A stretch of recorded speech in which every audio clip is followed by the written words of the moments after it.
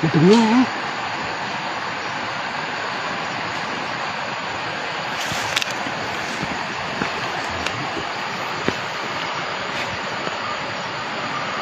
แล้วแต่จะรีดาวไปอยู่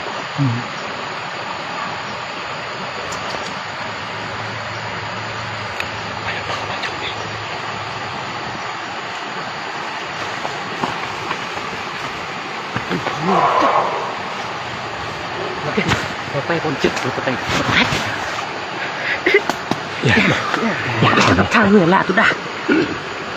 นี่ชั่วโมงนี่ชั่วโมงนึงเองลูกข้างเลยนี่ลูกข้างอันนี้ลูกข้างอันนี้เขาทีด้วย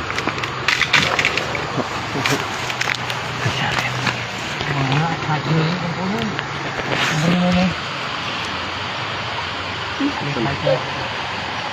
นี่แล้วลูกมันเจริญเบื้องละเพราะมันเป็นบดกระต่อยเต็มดูโอ้ยตุ๊ดมันกระร้อนมันตุ๊ดกระร้อนจังตุ๊ดจัดมันถอย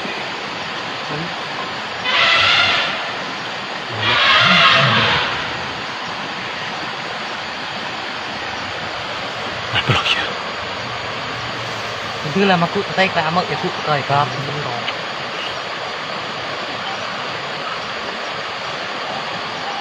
มันขับมาขังอย่า